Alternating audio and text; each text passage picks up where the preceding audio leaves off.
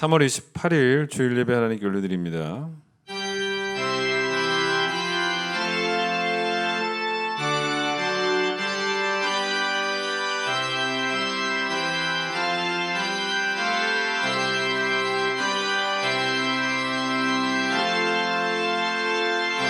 오직 여호와는 그 성전에 계시니 온 땅은 그 앞에서 잠잠할지니라. 기쁨으로 여호와를 섬기며 노래하면서 그의 앞에 나아갈지어다. 하나님은 영이시니 예배하는 자가 영과 진리로 예배할지니라. 아멘.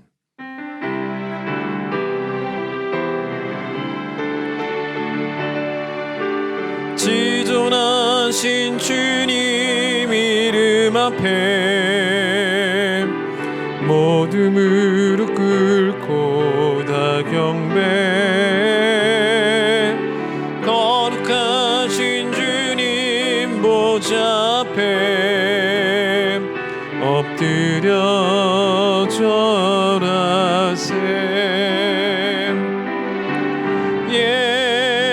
예수는 그리스도, 예수는 주, 하나님의 영으로 경배드리리. 이 시간 우리의 죄악을 하나님께 고백하겠습니다.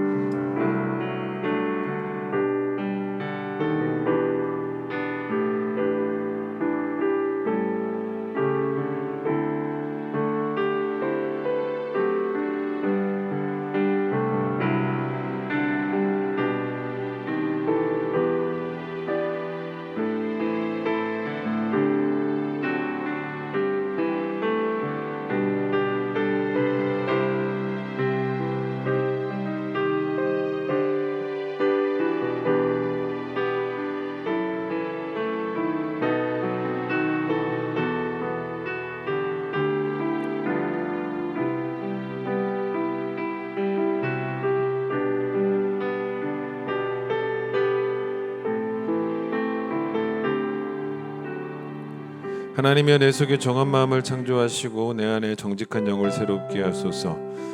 하나님이여, 주의 인자를 따라 내게 은혜를 베푸시며 주의 많은 긍휼을 따라 내 죄악을 지워주소서. 내가 주께만 범죄하여 주의 목전에 악을 행하였사오니 주께서 말씀하실 때 의로우시다 하고 주께서 심판하실 때 순전하시다 하리이다. 아멘. 신앙 고백합니다. 나는 전능하신 아버지 하나님, 천지의 창조주를 믿습니다. 나는 그의 유일하신 아들 우리 주 예수 그리스도를 믿습니다. 그는 성령으로 잉태되어 동정녀 마리아에게서 나시고 본디오 빌라도에게 고난을 받아 십자가에 못 박혀 죽으시고 장사된 지 사흘 만에 죽은 자 가운데서 다시 살아나셨으며 하늘에 오르시어 전능하신 아버지 하나님 우편에 앉아 계시다가 거기로부터 살아있는 자와 죽은 자를 심판하러 오십니다. 나는 성령을 믿으며 거룩한 공교회와 성도의 교제와 죄를 용서받는 것과 몸의 부활과 영생을 믿습니다. 아멘. 146장 찬송합니다.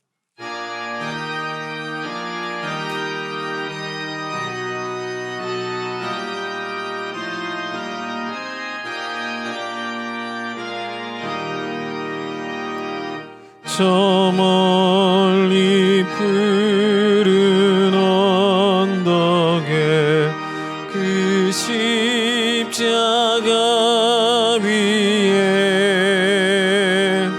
주 예수 나를 위하여 못 박히셨도다.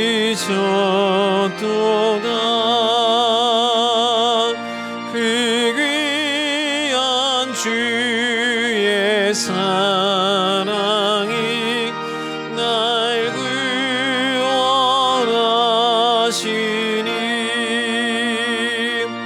그 사랑 나도 봄마다 주 위에 힘쓰리.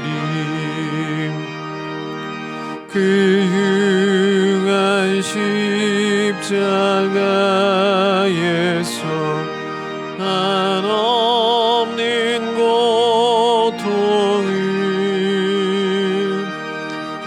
세상 사람 위하여 당하신 것일세. 그 귀한 주의 사랑이 날 구원하시니 그 사랑 나도 본받아 주 위에 힘쓰리.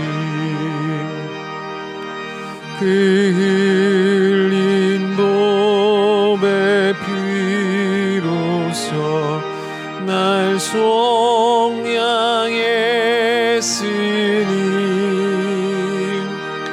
저 하늘 문을 여시고 날 인도하시리. 그 귀한 주의 사랑이 날 구원하시니 그 사랑 나도 본받아 주 위에 힘쓰리.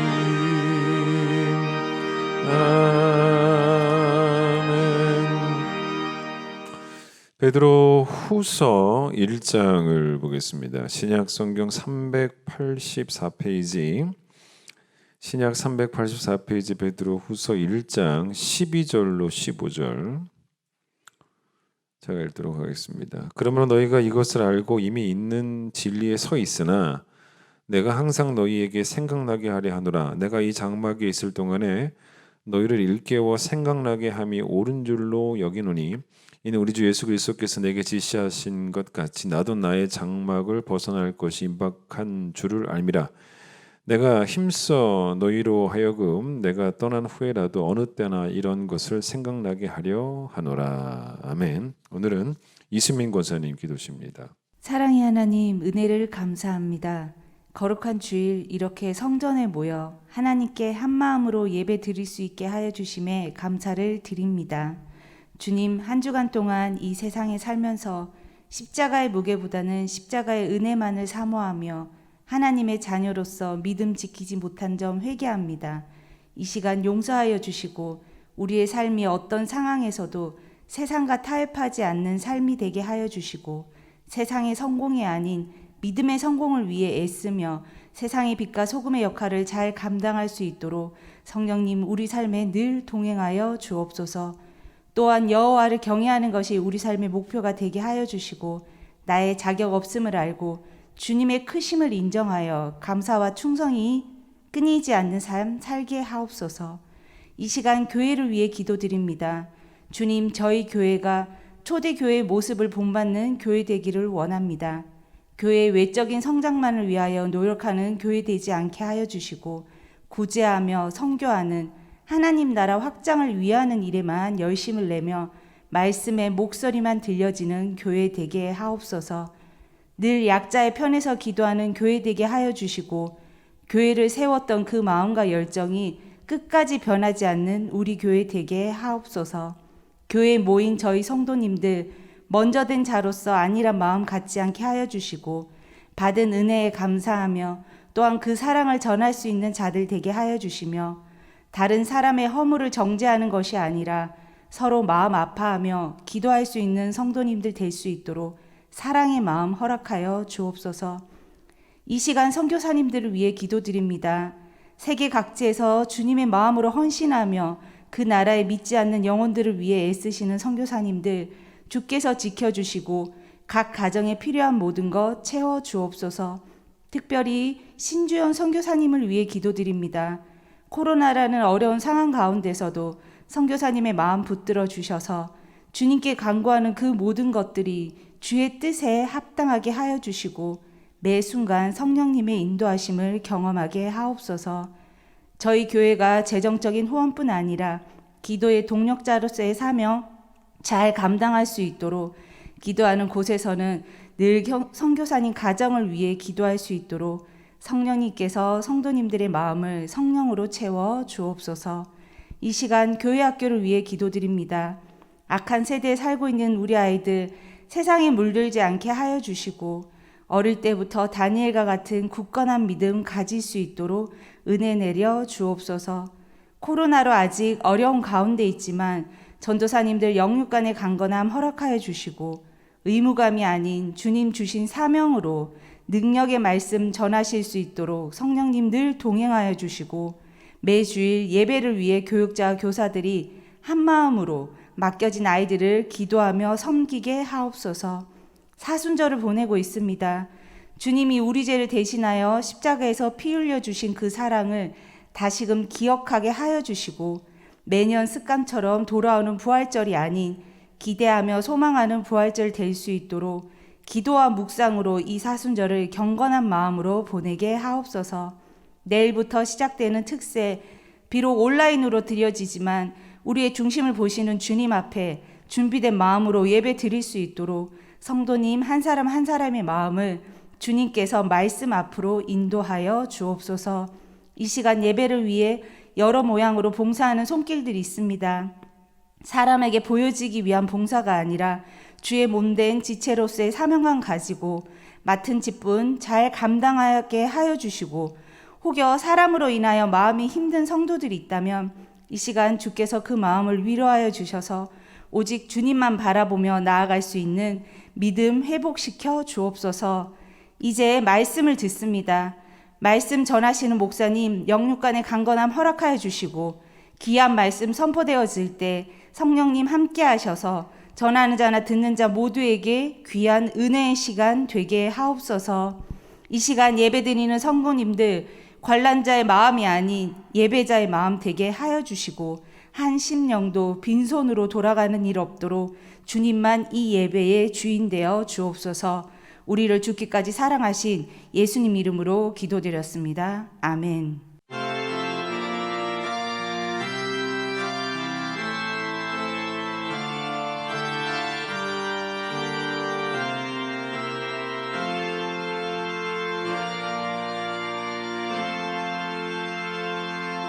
응원하겠습니다.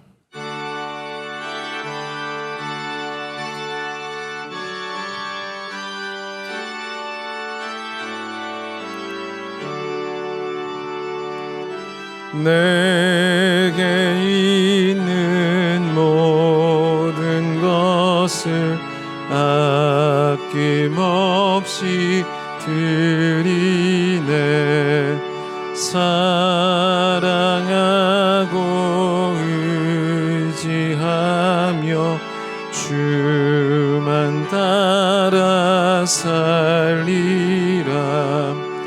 주께 드리네.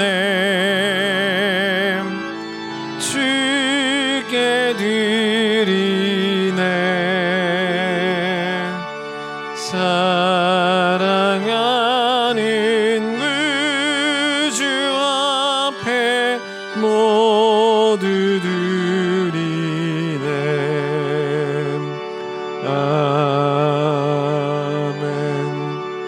오늘 거룩한 주일입니다. 하나님을 각 가정에서 예배합니다. 우리 예배를 받으시고 하나님이 기뻐하시고 또 우리에게는 큰 은혜가 되는, 또 우리에게 큰 축복이 되는 귀한 예배가 되기를 간절히 소망합니다. 가장 높으신 곳에 계신 우리 하나님께 우리가 가장 좋은 것 늘 준비하여 준비된 예배로 하나님을 영광롭게 하는 우리 모든 성도들 될 수 있도록 주님 축복하여 주시옵소서. 온라인으로 드리지만 말씀하시는 하나님이 가정을 찾아가 주셔서 우리의 심령 가운데 말씀의 씨앗을 뿌려주시고 우리의 무디고 또 강팍한 마음을 녹여주시며 또 우리의 상한 마음을 치료하시는 역사가 있는 귀한 예배가 될 수 있도록 하나님 축복하여 주시옵소서. 주 앞에 귀한 예물 드립니다. 10회를 구분하여 드렸습니다. 받아 주시옵소서. 선교와 구제를 위한 헌금과 또 감사의 예물과 주일 헌금도 다 받아 주시고 우리가 하나님께 드릴 때마다 즐거운 마음으로 드리게 하여 주시고 인색한 마음 없게 하여 주시고 하나님께만 소망을 두고 물질에는 소망을 두지 않은 우리 모두가 될 수 있도록 축복해 주시기를 소망하며 예수님 이름으로 기도드립니다. 아멘. 교회 소식을 전하겠습니다. 다음 주일은 부활주일입니다. 사순절을 우리가 또 지나가고 또 고난주간을 지나가며 우리가 기다리던 예수 그리스도의 부활을 맞이하게 됩니다. 부활의 새벽 얼마나 귀하고 또 감격적인 날입니까? 또 우리 기독교에서는 뭐 성탄절보다 더 중요한 어떻게 생각하면 절기가 부활절이 아닐까라고 생각이 들거든요. 다음 주 부활절을 기대하시면서 기다리시고 또 그냥 예배드리지 마시고 절기입니다. 또 하나님께 감사의 예물 예수 그리스도를 죽은 자 가운데서 부활케 하셔서 우리에게 산 소망을 주신 그 하나님의 은혜에 감사하는 마음으로 또 감사 예물도 꼭 다 전교인 다 드리시기를 바랍니다. 내일부터 고난주간 온라인 특세가 있습니다. 이번에도 온라인으로만 특세를 하도록 하겠습니다. 그래서 5일 동안 진행이 되고요. 새벽 5시에 유튜브에 업로드가 됩니다. 그래서 새벽에 일어나셔서 가능하면 온 가족이 함께 예배에 참여해 주시고 뭐 만약에 이게 좀 어렵다 싶으면요. 저녁에라도 아무 때라도 함께 온 가족 예배 드릴 수 있도록 그래서 온 가족 온라인 특세에 참여하는 또 복된 시간 될 수 있도록 여러분 또 해주시기를 바랍니다. 지금 이제 계속 우리가 코로나가 아직 잠잠해지지 않았고 또 코로나가 계속 또 확진자도 나오고 있기 때문에 그 온라인 예배를 계속 드리고 있습니다. 벌써 온라인 예배를 드린 지가 1년이 넘었죠. 온라인 예배는 우리가 왜 이렇게 준비하게 되냐면은 확진자가 계속 나오고 있고 지금도 사실은 그래서 교회 나오는 일이 사람 많은 곳에 가는 일이 좀 이렇게 마음적으로 편하지 않은 분들 우리가 그분들의 심정을 100% 이해합니다. 저도 100% 이해하기 때문에 이제 그런 분들을 위해서 우리가 또 온라인 예배를 준비해서 또 온라인으로 하나님께 예배를 드리라라는 그런 목적으로 온라인 예배를 준비하고 있습니다. 그런데 이제 제가 하나 말씀드리고 싶은 것은요. 이래서는 안 돼요. 뭐는 안 되냐면 다른 데는 다 가는데 교회만 안 가는 분들이 온라인 예배를 드리면 그건 안 되는 거예요. 온라인 예배는 그렇게 사용되는 예배가 아닙니다. 다른 데는 다 가면서 교회는 안 가는데 왜냐면 온라인 예배가 있으니까 이거는 온라인 예배의 목적이 사실은 아니거든요.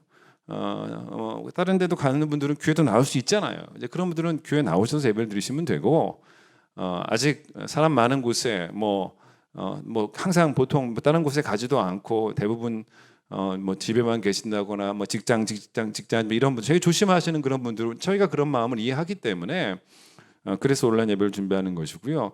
또 이런 분들도 계세요. 어떤 분들도 계시냐면 온라인 예배가 있으니까 주일에 다른 급한 일이 있으면은 온라인 예배를 대신 하고 가버린다는 거죠. 여러분 그것도 말이 안 되는 겁니다. 온라인 예배가 없었으면 어쩔 뻔했어요. 그렇죠? 예배가 우선이 돼야 되는데 여러분 이게 어떻게 되는 거냐면요. 내가 오늘 급한 일이 생겼으니까 예배보다 더 급한 게 어디 있습니까? 근데 우리 교회는 온라인 예배가 있어서 다행이라는 거예요. 그래서 그 예배 드리고 어디 가거나 아니면 딴 거 다 하고 나서 저녁에 와서 온라인 예배 드리거나 그렇게 온라인 예배는 사용되어지는 예배가 아닙니다.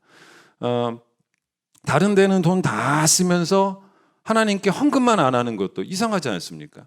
그것도 이상한 것처럼 다른 데는 다 가면서 교회만 안 온다는 것도 좀 말이 안 되는 것이기 때문에 여러분 올라온 예배가 아닌 현장 예배로 나올 수 있는 분들은 꼭 다 나오셔서 현장에서 예배를 드려 주시기를 바랍니다.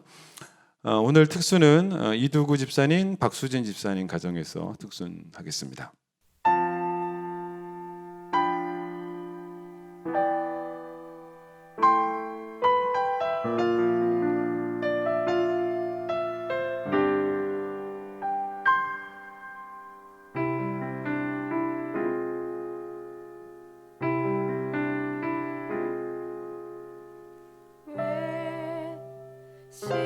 십자가를 지셨나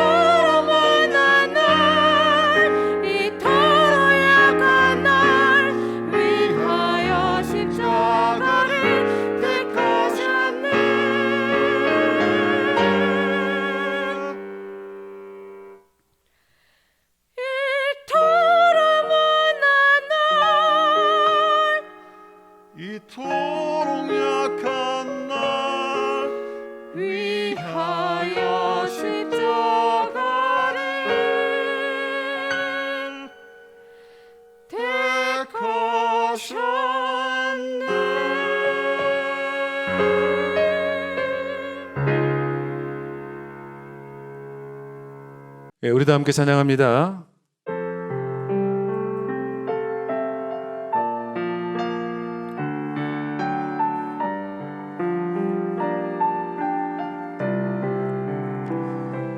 당신의 그 섬김이 전국에서 해같이 빛나리. 당신의 그 겸손이 전국에서 해같이 빛나리. 당신의 그 믿음이 전국에서 해같이 빛나리. 당신의 그 충성이 전국에서 해같이 빛나리.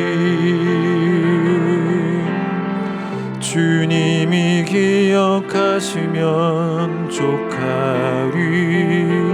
예수님 사랑으로 가득 찬 모습, 천사도 흠모하는 아름다운 그 모습, 전국에서 해같이 빛나리.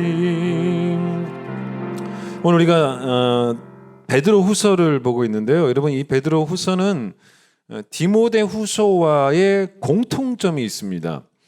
그게 뭐냐면 베드로 후서도 베드로가 베드로 인생 말년에 기록한 편지고, 디모데 후서도 바울이 바울의 인생 말년에 기록한 편지입니다. 그래서 여러분, 디모데 후서에서 보면 바울이 4장에서 뭐라 그러냐면 4장 6절에 자기가 마지막이 됐다는 걸 아는 거예요. 전제와 같이 내가 벌써 부어지고 나의 떠날 시각이 가까웠도다 라고 말을 합니다. 여러분, 떠난다는 게 뭡니까? 떠난다는 말은 다른 말로 바꾸면 돌아간다는 거예요. 돌아간다는 것입니다. 하나님께로부터 왔기 때문에 다시 하나님께로 돌아간다라는 것이죠. 그러니까 바울이 자기가 이 땅에서 할 일이 있었기 때문에 하나님이 자기를 이 땅으로 보내셨다라는 걸 알았어요. 근데 이제는 떠난다는 겁니다. 하나님이 보내셔서 왔는데 이제는 떠난다는 것입니다. 그런데 절대로 그냥 떠나면 안 되는 거예요. 할 일을 끝마치고 떠나야 되는 거예요. 돌아가려면. 그래서 그렇게 6절에서 나의 떠날 시각이 다가왔다라고 말한 바울은 7절에서 뭐라고 말하냐면 이렇게 말합니다. 이렇기 때문에 떠날 수 있다는 것입니다. 나는 선한 싸움을 싸우고 나의 달려갈 길을 마치고.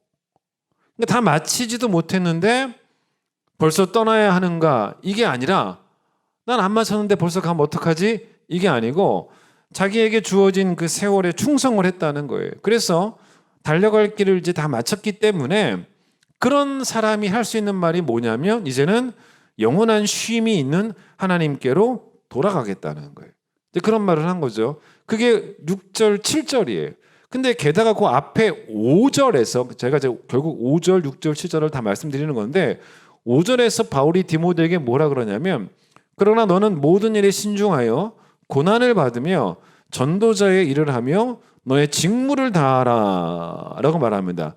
디모데에게 바울이 자기가 하던 전도자의 일을 디모데가 바톤을 이어받으라는 겁니다. 그래서 전도자 일을 네가 하라는 것입니다. 그래서 디모데가 바울의 뒤를 따라오라는 겁니다. 근데 바울은 전도자로서 또 사역자로서 목회자로서 자기 몫은 다 했다는 거예요. 그래서 이제는 나는 내 몫을 다 했고 이제는 너의 몫이 있으니까 너의 몫을 네가 바톤을 이어서 감당하라는 겁니다. 이게 바로 여러분 뭐와 비슷하냐면 모세와 여호수아의 이야기와도 비슷한 것입니다. 모세가 자기 일을 다 끝마치지 못하고 난 다음에 여호수아에게 내가 못한 일 네가 대신해라 이렇게 말한 게 아니에요. 그러니까 이스라엘 백성을 애굽에서 끌어냈죠, 모세가.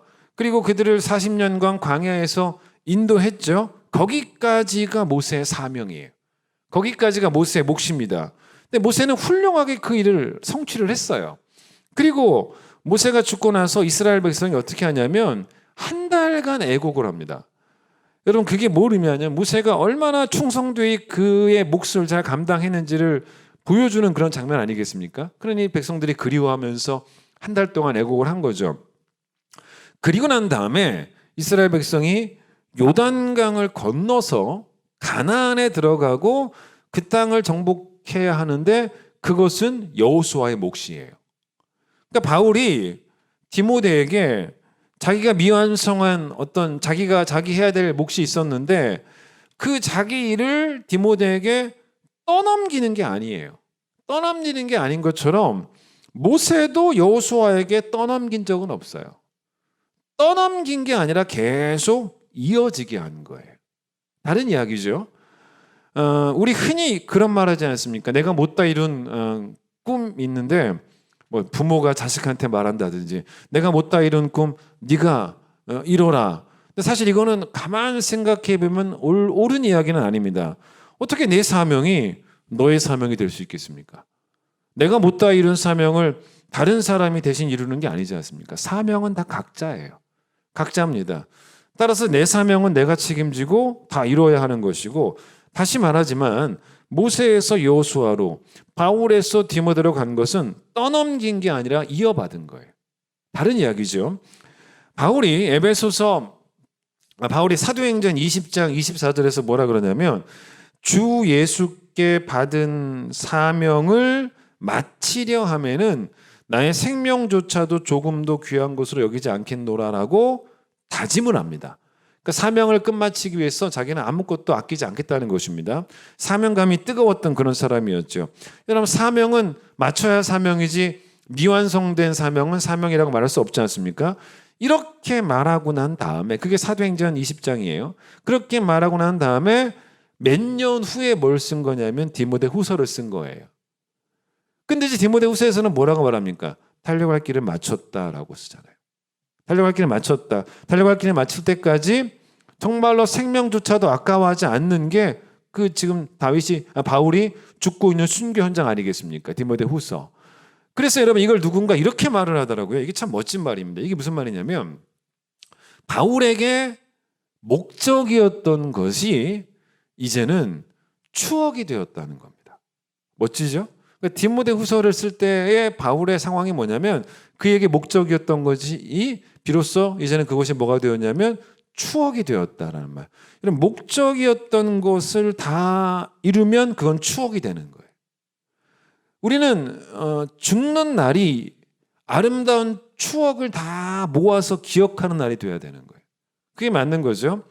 자, 그런데 오늘 본문의 베드로도 똑같이 그런 얘기를 합니다. 베드로후서 1장 한번 봐보세요. 베드로가 자기가 죽을 줄을 알았다라는 것을 어떻게 말하냐면 죽을 것을 내가 좀 안다라는 걸 14절에 이렇게 말하지 않습니까? 나도 중간에 보세요. 나의 장막을 벗어날 것이 임박한 줄을 알미라 라고 말을 합니다. 그런데 그 앞에 14절 다시 보세요. 뭐라고 베드로가 말하냐면 이는 우리 주 예수 그리스도께서 내게 지시하신 것 같이라는 말을 해요. 이 말이 뭐냐면 일단 이 말씀의 의미를 설명을 드리면 두 가지로 볼 수가 있어요.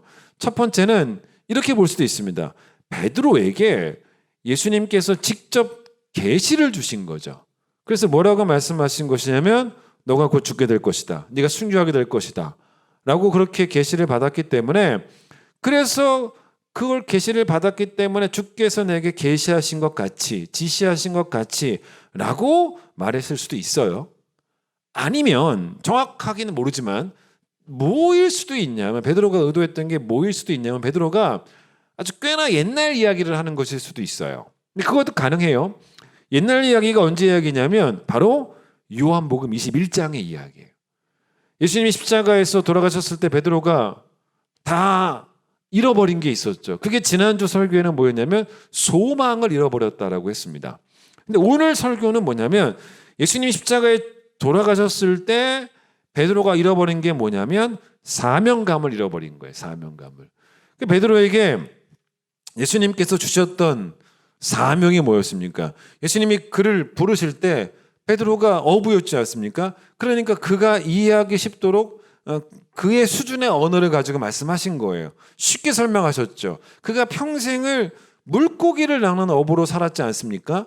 그런데 예수께서 뭐라고 말씀하셨냐면 너는 그게 너의 사명이 아니라는 거예요. 왜 너에게 맞지 않는 옷을 입고 있냐는 것입니다. 너의 사명은 물고기를 낚는 어부가 되는 게 아니고 뭘 낚거라? 사람을 낚는 어부가 되라. 라고 그렇게 사명을 말씀하시죠. 그게 마태복음 4장 19절입니다. 세상 사람들이 지금 어때요? 전부 다 막 심한 파도가 치는 저 흉흉한 어두컴컴한 그런 바다, 그런 바다 같은 그런 세상 속에 살고 있을 때 베드로는 복음이라고 하는 그물을 가지고 그들을 잡혀 올라오게 해야 되는 거예요. 그들을 잡아서 그 그물에 올라오게 해야 되는 것입니다. 그래서 바다에서 건져내는 일을 베드로가 해야 되는데 그게 바로 베드로의 뭐냐면 달려갈 길이에요. 달려갈 길입니다. 그 길 위에 있는 베드로의 모습을 우리가 어디서 보는지 아십니까?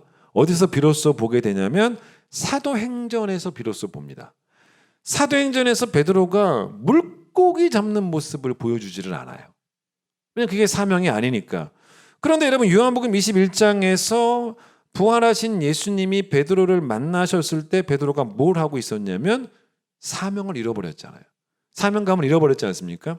그래서 뭘 하고 있었습니까? 물고기를 잡고 있었단 말이에요. 그게 아닌데 물고기를 잡고 있었습니다. 근데 예수님께서 베드로에게 뭐라고 말씀하셨냐면 너가 나를 사랑하느냐 물어보시고 사명 주시죠. 내 양을 먹여라. 내 양을 치라. 그러셨단 말입니다. 다시 이제 그의 심령 속에 사명감을 이렇게 불어넣어 주신 거죠. 그때 사명감을 불어넣어 주시면서 예수님께서 말씀하신 게 하나 있었던 것입니다. 그게 바로 뭐냐면 베드로의 순교를 예언하셨어요. 그래서 그 성경에 뭐라고 나오냐면 베드로가 어떤 죽음으로 하나님께 영광을 돌릴지. 여러분 자살해서 죽는 게 하나님께 영광을 돌리겠습니까? 아니지 않습니까? 누구랑 막 싸우다가 막 못된 짓 하다가 다쳐가지고 진짜 뭐 음주운전 하다가 다쳐가지고 죽으면 여러분 그게 하나님께 영광이 되겠습니까? 그런 게 아니지 않습니까?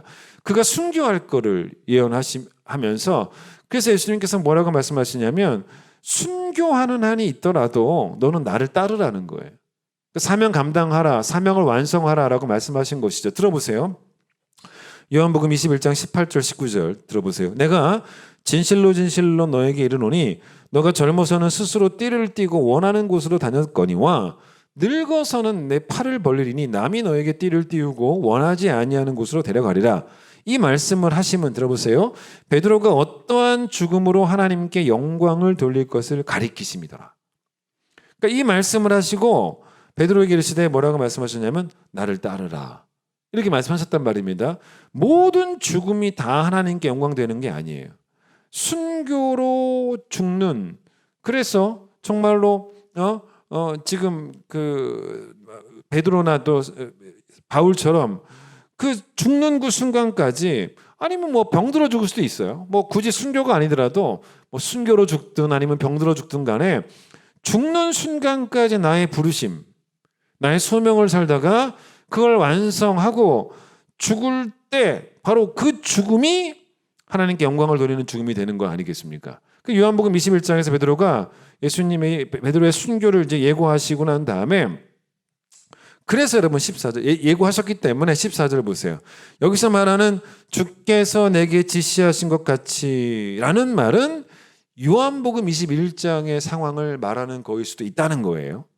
근데 어쨌든 간에 베드로도 이제 바울처럼 자기가 죽을 것을 알고 있었습니다. 그걸 뭐라고 말하냐면 다시 보세요. 장막을 14절 벗어날 것이 임박했다라는 표현을 씁니다.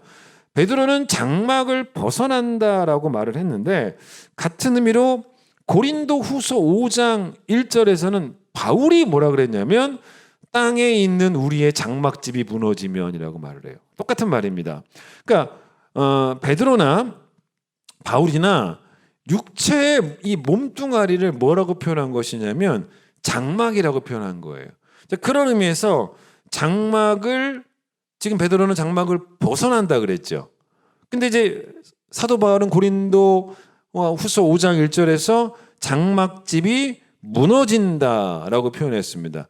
똑같아요. 두 개 다 뭐 장막집이 무너진다거나 장막을 벗어난다거나 다 그게 죽는다라는 걸 이제 의미합니다. 근데 여러분 왜 그렇게 표현했냐? 장막의 특징을 보자는 겁니다. 장막의 특징은 잘 지은 집이 아니잖아요. 그러니까 장막의 특징은 늘 연약해요. 불안정합니다. 그게 장막이에요. 우리 몸이 그래요. 저 천국에서 우리가 얻게 될 부활의 몸, 내일 좀 설명을 더 해요. 내일 특세 때. 저 천국에서 우리가 얻게 될 부활의 몸이야 더 완전할 수 없을 정도로 완전한 몸이겠지만 이 땅에서의 우리의 몸은 그래봐야 장막이라는 겁니다.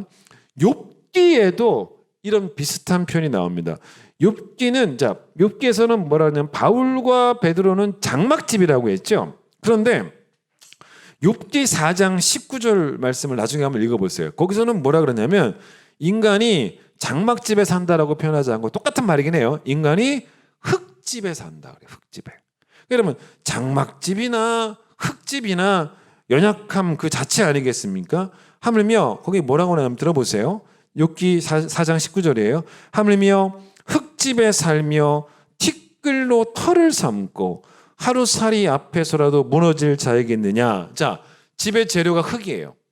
근데 터, 기초는 또 뭐냐면 티끌이에요. 티끌. 그게 우리 인생, 우리 육신이라는 것입니다. 하루살이처럼 쉽게 짓눌려 죽는. 무슨 말이냐면 우리 여러분 나방 같은 거 이렇게 여러분 한번 이렇게 눌러 죽이면 어떻게 됩니까? 거의 가루가 되잖아요. 거의 그렇게 되지 않습니까? 우리 인생이 그런 인생이 바로 우리 인생이라는 거죠. 흙집 같고 터는 티끌로 털을 삼고 하루살이처럼 그렇게 쉽게 그냥 죽어버리고 욥기가 그렇게 말을 합니다.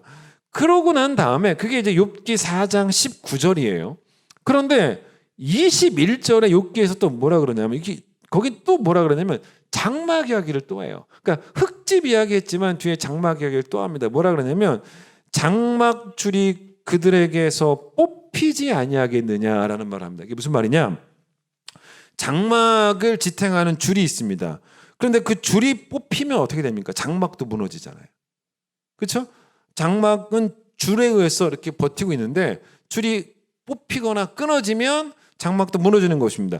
마치 이런 느낌인 거예요. 어떤 느낌이냐면 장막이 인간의 육체라면 인간의 육체를 지탱하고 있는 어떤 생명, 우리의 생명은 일종의 뭐라고 설명하고 싶었냐면 줄이라는 거예요. 줄.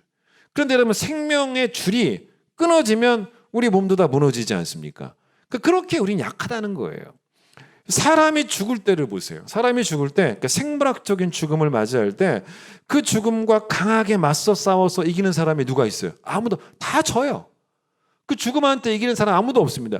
정말 맥없이 한 번도 힘도 못 써보고 다 죽습니다. 마치 줄이 끊어지고 줄이 뽑히는 것처럼, 그래서 장막이 쉽게 무너지는 것처럼 줄 뽑히는 거 쉬운 일이란 말입니다.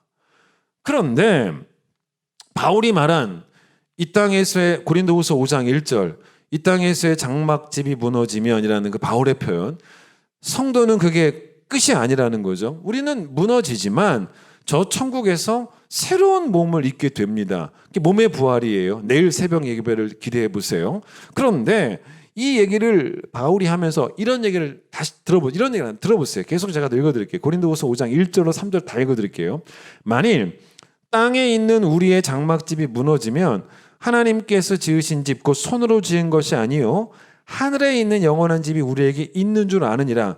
참으로 우리가 여기 있어 탄식하며 하늘로부터 오는 우리 처소로 덧입기를 간절히 사모하노라. 이렇게 입음은 우리가 벗은 자들로 발견되지 않으려 함이라. 아, 멋진 말입니다. 이것도 마지막에 뭐라 그러냐면 우리가 하나님 앞에서 벗은 자들로 발견되지 않는다는 것입니다. 이게 무슨 말이냐? 저 천국에서 하나님 앞에서 벗은 자로 발견되지 않는다는 말이 무슨 말이냐면 이런 거예요. 여러분 지옥에 가는 사람들을 한번 생각해 보세요. 천국에 가지 못하고 구원받지 못하고 지옥에 가는 사람들도 물론 이 땅에서 입었던 장막 같은 흙집 같은 그런 여러분 육신을 다 벗어버리잖아요. 그들도 다 육신을 벗어버립니다. 다 육신이 소멸하죠. 그러나 그들과 우리의 차이가 뭐냐면 그들은 우리처럼 입게 될 영광스러운 몸이 없는 거예요. 우리는 완전한 몸으로 변화되는 은혜를 입게 되죠. 천국 백성들에게만. 근데 그들은 그런 영광스러운 모습을 입지 못해요. 그런 면에서 이들은 하나님 앞에서 벌거벗은 자로 발견된다는 거예요. 우리는 아니라는 것입니다. 자, 이게 어쨌든 간에 장막을 떠난다라는 그 말씀의 의미입니다. 여러분, 그렇기 때문에 여러분 아실 게 있어요. 잘 죽는 비결이 있습니다. 여러분, 제가 여러분에게 잘 죽는 비결을, 여러분 잘 죽는 비결은 뭐냐면 잘 사는 거예요. 잘 살아야지만 잘 죽어요. 예? 여러분, 잘 살지 못하면 절대로 잘 죽을 수도 없는 거예요. 오늘 읽은 본문이 베드로가 진짜 잘 죽고 싶었어요. 그러니까 잘 죽기 위해서 얼마나 애쓰고 얼마나 노력하고 얼마나 수고하는지, 여러분 그냥 시시하게 안 죽어요. 진짜 멋지게 죽으려고 정말 애쓰는 모습이 여기 너무 드러나요. 제가 이걸 보면서 감동을 했어요. 베드로가 진짜 얼마나 사명감이 뜨거웠는지 그대로 다 보이는 본문입니다. 자, 베드로가 여러분 해야 할 일이 뭡니까? 목회자 아닙니까? 예수 믿지 않는 사람들에게 복음을 전하는 일도 물론 베드로가 해야 하지만 이미 믿게 된 성도들, 이런 사람들을 끝까지 잘 인도해야죠. 예수를 잘 믿도록 하기 위해서 계속 그들을 가르치는 것도 베드로의 사명이에요. 12절을 보세요. 이 편지의 수신자는 불신자들이 아닙니다. 성도들이에요. 그 성도들은 어떤 사람들이냐면 이미 있는 진리에 서 있는 사람이에요. 진리 가운데 서 있습니다. 그러나 그럼에도 불구하고 12절에서 뭐라 그래요? 여러분들이 더 잘 서 있을 수 있도록, 다른 말로 표현하면 뭐라 그럽니까? 잊지 않고 늘 생각할 수 있도록 하기 위해서 계속 가르치겠다는 거예요. 이런 말을 하죠.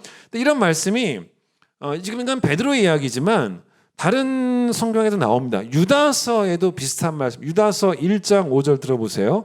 너희가 본래 모든 사실을 알고 있으나 내가 너희로 다시 생각나게 하고자 하노라. 같은 말이에요. 빌립보서 3장 1절. 끝으로 나의 형제들아 주 안에서 기뻐하라. 너희에게 같은 말을 쓰는 것이 내게는 수고로움이 없고 너희에게는 안전하니라. 그러니까 여러분 이게 뭡니까? 베드로도 유다도 바울도 그들의 갖고 있었던 사명감을 표현한 거죠. 계속 생각나게 하기 위해서. 근데 여러분 13절 끝에 보세요. 이렇게 하는 것이 뭐라 그러냐면 옳은 줄로 여긴다라는 말을 합니다. 베드로가 자기가 하고 싶은 대로 막 산 사람이 아니에요. 그렇게 함부로 산 사람이 아니고 자기가 옳다고 여기는 일에 충성했던 그런 사람이었습니다. 사명은 하고 싶은 일이 사명이 아니에요. 옳은 일이 사명이에요. 옳은 일. 옳은 일이 사명이기 때문에 그래서 그 옳은 일에 충성합니다. 그런데 베드로가 정말 뜨거운 사명감이 있었다라는 것을 이 본문을 읽어보면 막 단어들 속에서 드러나요. 일단 12절을 보세요. 12절에 뭐라고 했냐면 너희가 이것을 알고 이미 있는 진리에 서 있으나 내가 그 다음 단어에 항상이 항상. 내가 항상 너희에게 생각나게 하려 하노라. 여러분 이거 한국말 이해하시죠? 여기서 항상이라는 단어는 누가 항상이에요? 누가? 성도들이 아니고 누가? 내가. 바울이 성도들이 항상 진리를 잊지 않고, 그건 나중에 얘기할 겁니다. 요거는 그 표현이 아니에요. 그러니까 성도들이 항상 진리를 잊지 않도록 내가 항상 가르치겠다는 거. 항상. 그러니까 요 항상은 베드로가 하겠다는 의지입니다. 내가 성도들에게 진리를 항상 가르치고 항상 그들이 생각나게 하는 일을 내가 항상 하겠다는 거예요. 늘 가르쳐서 그들로 하여금 그 진리가 생각나게 하는 그 일을, 그 사명을 나는 항상 하겠다는 거예요. 그래서 여러분 영어 성경 NIV를 보면 제가 좀 영어를 좀 읽어드리면 I will이 미래적인 의지잖아. 할 것이다. I will always remind you of these things라 그래요. 그러니까 이게 무슨 말? remind는 생각나게 하는 거죠. 나는 항상 너희들에게 이런 것들에 대해서 생각나게 해주겠다. I will always remind예요. 그러니까 자기가 그렇게 하고자 하는 의지를 밝힌 거예요. 내가 항상 하겠다. 그게 사명감이에요. 그게 사명감입니다. 항상 하겠다는 게. 사명은 항상 죽을 때까지 항상 아닙니까? 그래서 13절 정확히 나오지 않습니까? 그 항상이 언제까지예요? 장막에 있을 동안에. 장막에 있을 동안에, 여러분 장막에 있을 동안에는 항상 하겠다는 거예요. 사명감이죠. 은퇴가 없다는 것입니다. 생명이 있는 한 사명도 있다는 거예요. 살아있는 동안 계속 가르치겠다. 왜냐? 13절 끝에 옳은 일이니까. 옳은 일이니까 해야지요. 게다가 여러분 이 말씀이 14절과도 연결이 돼요. 뭐라 그럽니까? 14절에 이는, 자, 내가 항상 13절 보세요. 내가 이 장막에 있을 동안에 너희를 읽기와 생각나게 함이 옳은 줄로 여기노니 이는 이것 때문이라는 거. 그 이유가 뭐냐? 이는 그 이유를 설명하죠. 이렇게 내가 살아있는 동안 계속 가르쳐서 여러분으로 하여금 생각나게 하는 일을 내가 항상 해야 되고자 하는 그 이유, 하고 싶은 이유가 뭐냐면 그게 또 14절이에요. 뭐예요? 죽을 날이 임박할 줄 알았기 때문에. 연결이 되지 않습니까? 그러니까 이게 여러분 이런 태도가 성도예요. 죽을 날이 임박한 걸 알았으니까 더 열심을 내겠다는 거예요. 더 열심을. 여러분 이게 맞는 비유인지는 모르겠는데 여러분 알다시피 제가 워낙 운동을 싫어하지 않습니까? 사실 오랫동안 이제 목회를 잘 하려면, 은퇴할 때까지 목회 잘 하려면 몸도 건강해야 되는데 목사님이 맨날 병원에 입원해 계신 것보다는 정말 늘 교회에 계신 것이 좋은 거 아니겠습니까? 그래서 제가 너무 운동을 안 해서 안 되겠다 싶어서 진짜 독하게 마음 먹고 며칠 됐어요. 집에서 이 헬스 사이클 있지 않습니까? 실내 자전거를 타기 시작했습니다. 그 자전거에 진짜 새벽에도 갔다 와서 외투 얹어놓고 아침에 출근할 때 외투 입고 가고, 진짜 너무 옷걸이가 참 좋아요. 아주 옷걸이도 참 쓰기 좋았던. 근데 언제까지 옷걸이만 쓰겠냐는 생각이 들어서 그래서 이제 그걸 타기 시작했는데 뭐 오래 가야겠지만, 얼마나 오래 갈지는 모르겠지만 진짜 오래 가고 싶어요. 근데 제가 한 번 탈 때 얼마를 타냐면 40분을 탑니다. 여러분 제 얘기 들으면서 그게 운동이냐? 40분 타면서 뭘 그걸 탄다고 말하냐? 여러분 저한테는 지금 대단한 운동이에요. 그러니까 뭐라 그러지 마세요. 40분을 탑니다. 근데 제가 40분을 타면서 며칠 전에는 어떻게 했냐면 40분, 뭐 이게 운동법으로 맞는지는 모르겠지만 제 마음이 그랬어요. 30분은 그냥 보통 속도로 하는데 마지막 10분은 진짜 빠르게 힘을 내서 타고 싶었습니다. 그래서 10분 남았을 때는 진짜 막 더 힘을 써서 막 진짜 빠르게 진짜 운동이 되게끔, 그래서 운동을 진짜 아름답게 마무리하고 싶은 마음이 더 많아서 진짜 막 빨리 하고 세게 하고 그랬던, 이게 맞는 비유인지 모르겠지만 베드로도 그런 마음 아니겠어요? 베드로의 태도가 뭡니까? 고린도 후서 여러분 4장 16절에 어떤 말씀이 나오냐면 겉사람은 후패해져 간다는 거예요. 맞아요. 그런데 지금 바울이, 내가 생각해 보세요. 내가 지금 장막을 벗어날 것이 임박한 줄 알기 때문에 내가 더 열심히 여러분들을 가르치고 있다는 거 아니겠습니까? 여러분 결국 이게 고린도후서 4장 16절에 말씀한 거 똑같은 거예요. 겉사람은 후패해 가지만 지금 베드로가 뭘 보여주고 있냐면 속사람이 날로 새로워지고 있는 걸 보여주는 거잖아요. 그게 사명감이에요. 얼마나 멋진 사람입니까? 정말 장막을 떠날 날이 임박했다는 걸 알고 남은 시간 더 열심히 사명 감당했던 바로 그 태도. 그래서 여러분 13절 보세요. 13절에 뭐라고 말합니까? 내가 몇 살까지는 이렇게 하겠다라고 말하지 않습니다. 몇 살까지라고 말하면 안 돼요. 뭐가 맞습니까? 장막에 있을 동안이에요. 몇 살까지가 아니에요. 70까지도 아니고, 목회자가 이 교회에서 총회가 정한 은퇴 나이는 70이지만 제가 70 이후에는 사명이 없습니까? 그게 아니지 않습니까? 장막을 떠날 때까지는, 장막에 있을 동안에는 계속 사명이 남아있는 거예요. 그렇게 말하지 않습니까? 이게 베드로의 영혼이 날로 새로워지고 있다는 증거예요. 15절을 보세요. 또 나오지 않습니까? 정말 대단한 사람입니다. 내가 힘써라고 말해요. 힘써. 지금 자기가 죽음이 임박했다는 걸 알아요. 그래도 계속 힘을 쓰잖아요. 계속. 어느 정도까지 힘쓰냐면 자기가 죽고 난 다음까지 생각을 하는 거예요. 너무 대단한 사도인 거죠. 자기가 죽고 난 다음에, 그 다음에도 성도들이 어느 때나, 여기 보세요. 여기 나오죠. 자기가 죽고 난 후에라도 뭐라 그래요? 어느 때나 이런 것을 생각나게 하기 위해서. 자, 여기 드디어 나왔죠. 여기 뭐라고 나왔습니까? 어느 때나예요. 이게 바로 뭡니까? 항상이죠. 항상. 이 항상이죠. 여러분, 이게 12절의 항상과 15절의 항상은 다른 거죠. 여러분, 12절의 항상은 누가 항상 한다는 것입니까? 베드로가 생각나게 하는 일을 항상 하겠다는 거죠. 그렇게 베드로가 사명을 잘 감당하면 그 결과가 뭔지 아세요? 15절. 성도들이 베드로가 떠난 후에도 항상 기억할 수 있게 되는 거예요.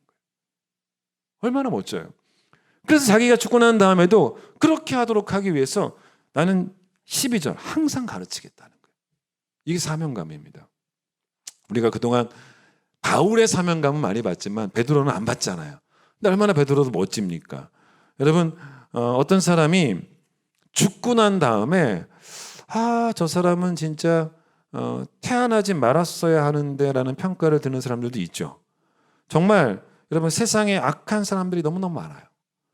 이런 악한 사람들에 대해서 여러분, 전도서를 좀 볼 건데, 전도서에서 솔로몬이 뭐라고 표현하냐면 한번 찾아보겠습니다. 일단 전도서 4장, 구약으로 넘어가 보세요.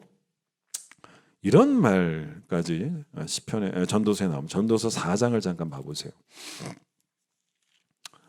전도서 4장 2절과 3절을 한번 먼저 보겠습니다. 이런 말을 합니다. 보세요. 전도서 4장 2절 3절. 그러므로 나는 아직 살아있는 산 자들보다 죽은 지 오랜 죽은 자들을 더 복되다 하였으며 이 둘보다도 아직 출생하지 아니하여 해 아래에서 행하는 악한 일을 보지 못한 자가 더 복되다 하였노라. 참 충격적인 말인 거죠. 이제 이게 무슨 말이냐면 여러분 잘 보십시오. 이게 뭐냐면 워낙 세상에 악한 사람들이 많고 또 그 악한 사람들이 나도 괴롭히지 않습니까? 내가 악한 사람들에게 많은 괴롭힘을 당합니다. 그러니 내가 진짜 막 살아있는 게 괴로운 거예요. 너무 괴롭힘을 당하니까, 그리고 악한 사람들을 보는 것도 너무 힘들고, 그러니 그게 너무 괴로우니까 뭐라고 말합니까? 죽은 지 오래된 사람들. 2절. 그래서 이제는 그런 나쁜 일을 안 당하는 사람들이 부러울 수도 있더라는 거예요. 이미 죽어가지고 나쁜 일을 안 당하니까 그런 사람들이 부러울 수도 있다는 것입니다. 심지어는 여러분 2절에서는 산자와 이미 죽은 자를 말했지 않습니까? 그런데 여러분 3절이 뭔지 아십니까? 산자보다 또는 이미 죽은 자보다 더 부러운 자가 있다는 거예요. 누구예요? 아직 태어나지도 않은 자가 더 부럽다는 거예요. 왜냐?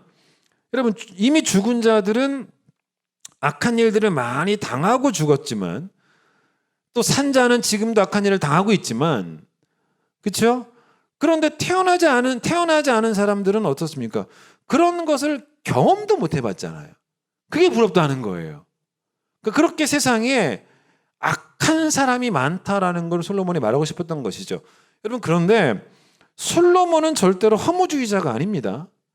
비록 그런 생각이 들더라도 그런 생각에 묻혀 있는 게 아니고, 나중에 찾아보세요. 전도서 12장 1절에 뭐라고 솔로몬이 말하냐면 너는 청년의 때 누굴 기억해라. 너의 창조자를 기억해라. 이러면 창조자를 기억하라는 말을 바꿔 말하면 사명을 기억하라는 거예요. 그러니까 창조하셔서 보내신 하나님이 사명을 주신 하나님이라는 것을 안다면 이런 악한 세상 속에 살더라도 차라리 태어나지 말았으면이라고 말해서는 안 된다는 거예요. 내가 안 태어났으면 더 좋았을 것을, 이렇게 악한 세상에 사는 것보다, 아니면 빨리 죽었으면 이라고 말해서도 안 되고, 장막에 있는 동안은 옳은 일에 힘을 쓰라는 겁니다. 전도서 9장으로 한번 가보세요. 전도서는 허무주의가 아니에요. 그럼 성경에 들어올 수가 없죠. 9장 2절과 3절도 보시면 이런 얘기입니다. 보세요. 이런 이야기입니다. 모든 사람에게 임하는 그 모든 것이 일반이라 의인과 악인, 선한 자와 깨끗한 자와 깨끗하지 아니한 자, 제사를 드리는 자와 제사를 드리지 아니하는 자에게 일어나는 일들이 모두 일반이니 선인과 죄인, 맹세하는 자와 맹세하기를 무서워하는 자가 다 일반이로다. 모든 사람의 결국은 일반이라. 이것은 해 아래에서 행해지는 모든 일 중에 악한 것이니 곧 인생의 마음에는 악이 가득하여 그들의 평생에 미친 마음을 품고 있다가 후에는 죽은 자들에게로 돌아가는 것이라. 여러분 잘 보세요. 이게 무슨 말인지를 설명을 드리겠습니다. 이게 무슨 말이냐면 2절 보세요. 모든 사람에게 임하는 그 모든 게 다 일반이라. 일반이란 말이 뭡니까? 똑같다는 말이에요. 똑같단 말입니다. 근데 그 모든 사람을 구분을 해요. 그러니까 좋은 사람, 나쁜 사람을 구분합니다. 의인과 악인이죠. 그 다음에 선한 자, 깨끗한 자 같은 말이 선한 자, 깨끗한 자, 깨끗하지 아니한 자. 그렇죠? 제사 드리는 자, 즉 예배 드리는 자, 제사를 드리지 않는 자. 분명히 사는 모습이 다른데 이들에게 임하는 일들은 다 똑같더라는 것입니다. 이게 무슨 말인지 아십니까? 우리 경험하지 않습니까? 우리 어떻습니까? 우리가 이 해 아래에서 어떤 일을 경험하냐면 우리가 의롭게 사는 사람이나 우리가 보기 그래요. 우리가 보기에 의롭게 사는 사람, 성도로서 의롭게 살거나 아니면 예수 안 믿고 악하게 살아도 당하는 일들을 보면 별로 차이가 없어 보인단 말이에요. 그런 예를 쭉 든 거예요. 그래서 막 당하는 일들을 보면 뭐 예배를 드리든 안 드리든 선한 일을 하든 안 하든 간에 여러 가지 고난도 다 당하는 것 같고 다 어려움도 당하고 그러더라는 것입니다. 여러분 특별히 보세요. 이거예요. 악인이나 선인 똑같은 일을 당하는 것 중에 가장 대표적인 게 뭔지 아십니까?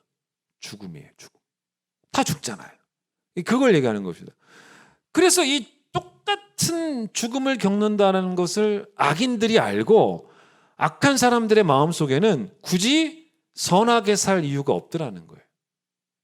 그래서 솔로몬이 이 악한 사람들을 어떻게 표현하냐면 우리나 저들이나 뭐 깨끗하게 살든 더럽게 살든 똑같이 다 죽으니까 그래서 이 악한 사람들의 마음을 어떻게 표현하냐면 3절 보세요. 이 표현이 세요.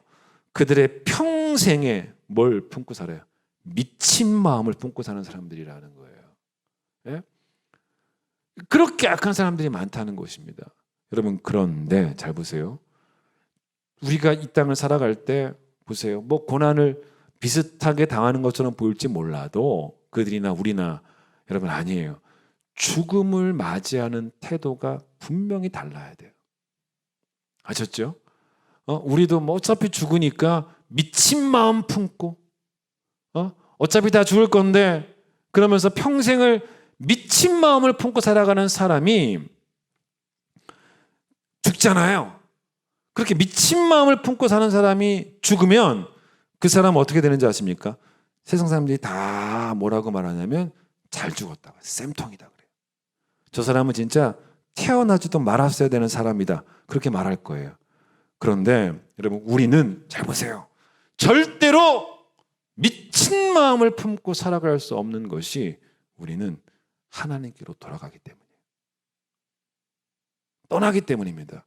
어차피 죽을 건데가 아니라 우리는 죽어서 하나님께로 돌아가게 됩니다. 그래서 잘 죽는 것은 맡겨주신 숙제를 다 끝마치고 돌아가는 거예요. 그렇게 하기 위해서 장막에 있는 동안 베드로처럼 세월을 아끼며 힘써 사명을 감당하면서 그런 사람은 어떻게 되는지 아십니까? 죽고 나서도 오늘 베드로의 이야기처럼 사람들이 뭐라고 하는지 아십니까? 그 사람을 우리에게 허락해 주셨던 하나님께 감사합니다. 베드로를 우리에게 허락하셨던 하나님께 감사합니다. 그런 인생을 살게 되는 것. 그래서 뭐라고 말합니까?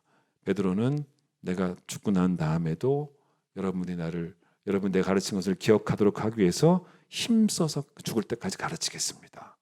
그 사명감이 있었다는 것입니다. 우리가 사명을 감당하지 못하는 이유는 저는 두 가지라고 봅니다. 제가 두 가지를 설명을 드리려고 합니다. 첫 번째는 저는 뭐라고 보냐면 과식입니다. 과식. 이 과식 때문에 가장 제가 보기에는 이 과식이 우리에게 아주 골치 아픈 방해거리가 되고 있습니다. 이 과식을 해결하지 못하니까 계속 사명 감당이 안 되는 겁니다. 잠언 25장 16절 말씀 들어보세요. 너는 꿀을 보거든 조카리만큼 먹으라. 과식함으로 토할까 두려우니라. 우리는 사명을 감당하는 일에 우리의 삶을 거는 게 아니고 과식하는 일에 우리의 삶을 걸어요. 성도라고 함에도 불구하고 우리의 영적 관심은 무엇을 먹을까 무엇을 입을까를 벗어나지는 못합니다. 사명은 다 각자예요. 그 모양은 다 달라요. 내용들은 다르지만 주제는 똑같아요. 그 주제가 뭔지 아십니까? 무엇을 먹을까, 무엇을 입을까가 아니에요. 주제는 뭡니까? 하나님의 나라와 그의 의를 구하는 거예요. 그게 사명입니다. 우리는 필요 이상으로 너무 부유하게 살아요. 네? 우리 너무 부자로 살아요. 너무 과하게 살아요. 너무 사치하게 살아요. 여러분 지금 살고 있는 상황편들을 보세요. 너무 잘 살아요. 너무 잘 살아요. 그리고서는 그걸요, 하나님이 내게 주신 복이라고 자랑을 합니다. 물론 그건 하나님이 내게 주신 복은 맞아요. 근데 그건 맞지만 하나님이 언제 내가 과식하라고 복을 주셨냐는 겁니다. 그게 아니에요. 꿀을 주셨다면요, 꿀은 하나님의 복입니다. 그러나 꿀은 과식용이 아니에요. 꿀도 사명을 감당하기 위한 수단으로 사용될 수 있는 거예요. 먹고 사는 문제가 먼저 해결되는 게 중요하다라고 말하면서 사명 전혀 관심이 없고요. 그냥 사명보다는 생계의 목숨을 거는, 내가 지금 먹고 사는 문제도 해결이 안 되는데 뭔 사명이야, 고상한 이야기 하지 마, 이런 사람들이 있습니다. 그런 사람들이요, 먹고 사는 문제가 해결되면 어떻게 되는지 아십니까? 그때부터는 어떻게 되냐면 사명에 관심을 기울이지를 않아요. 뭔가 먹고 사는 문제 해결되면 사명 감당하겠다 그랬던 사람들이지만 먹고 사는 문제가 해결되면 그때부터는 새로운 관심이 생깁니다. 그게 뭔지 아십니까? 남보다 더 잘 먹고 잘 사는 일이에요. 그게 바로 뭔지 아십니까? 과식이에요. 우리 삶의 목표가 욕심을 이루는 삶이 아니고 우리의 삶은 하나님 나라를 이루는 삶인데 너무 우리는 필요 이상으로 사치해요. 그거 꼭 사야 됩니까? 왜 그걸 꼭 사야 돼요? 우리 너무 필요 이상으로 너무 부하게 살아요. 그리고 뭐라고 말하는지 아십니까? 내가 번 돈 가지고 내가 왜 내 마음대로 왜 남부럽지 않을 정도로 내가 왜 못 사냐라고, 내가 벌어놓은 데라고 너무 당당하게 말하는 사람이 성도예요? 성도가 아니에요. 그런 사람의 심령에 하나님이 있어요? 성도라고 하면서 그런 사람의 심령에 이웃이 있습니까? 오직 자기만 있어요. 심령에 하나님이 있어야지만, 심령에 이웃이 있어야지만 사명감이 있는 거거든요. 베드로가 죽을 때까지 그의 마음속에 내려놓지 않았던 게 이 편지를 읽는 성도들이에요. 성도들입니다. 여러분, 과식을 내려놓아야 돼요. 과식을. 안 그러면 사명 감당할 수가 없습니다. 두 번째, 우리의 사명 감당을 방해하는 게 뭐냐면 비교의식입니다. 요한복음 21장에서 예수님이 베드로에게 나를 따르라 라는 말씀을 한 번 하셔도 될 것을 2번 하시게 됐습니다. 왜 2번 하시게 됐냐면 처음에 베드로에게 베드로의 죽음 예고하시면서 아까 말씀드렸죠? 나를 따르라 라고 말씀하셨을 때 베드로가 예, 따르겠습니다. 그러면 되는데 베드로가 그렇게 말을 안 해요. 이상한 말을 합니다. 따르긴 따르겠다는 거, 안 따르는 건 아닌데 뭐라고 물어보냐면 예수님에게, 예수님 근데 저 요한은 어떻게 됩니까? 라고 요한을 물어봅니다. 그때 예수께서 뭐라고 말씀하시냐면 그게 너랑 뭔 상관이 있냐? 라고 말씀하시면서 2번째로 다시 말씀하세요. 너는 나를 따르라. 너는 나를 따르라. 우리에게는 잘못된 관심이 있어요. 특히 여러분, 사명을 열심히 감당하려는 첫 번째 케이스, 과식하는 사람보다는 더 나을 수는 있어요. 과식하는 사람들은 사명에 관심도 없으니까. 그런데 2번째 문제는 뭐냐면 사명에 관심이 많아요. 그러니까 사명을 열심히 감당하려는 성도들 가운데 그러나 그 관심이 잘못돼 버립니다. 왜냐하면 그게 뭐냐면 저 사람이 나보다 잘하면 어쩌나라는 불안감이 있습니다.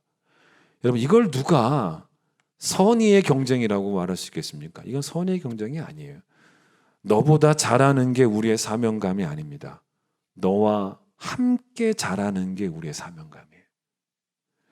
사명감에는 반드시 뭐가 있어야 되냐면 동지애가 있어야 돼요.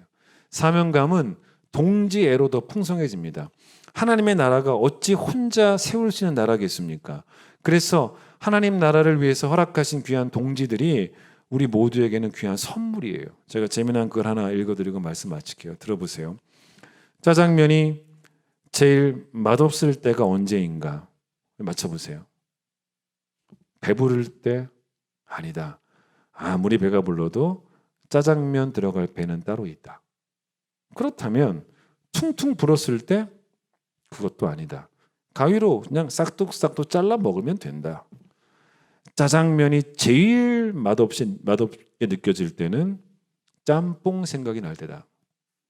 그렇다면 짬뽕이 제일 맛없게 느껴질 때가 언제일까? 당연히 짜장면이 생각이 날 때다. 그리하여 제일 불행한 짜장면은 자기 맛에 대한 자부심을 잃어버리고 짬뽕을 부러워하는 짜장면이 제일 불행한 짜장면이다. 행복한 짜장면은 짬뽕을 부러워하지 않는다. 진리예요, 여러분. 행복한 사명자가 꼭 되시기를 바랍니다. 혼자가 아니에요.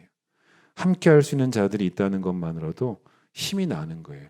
그래서 육신의 장막을 벗을 날까지 마지막 호흡까지 여러분과 여러분의 동역자들이 달려갈 길 위에 함께 있는 그런 귀한 교회가 우리 큰기쁨 교회 되시기를 간절히 축원드리겠습니다. 찬양합니다.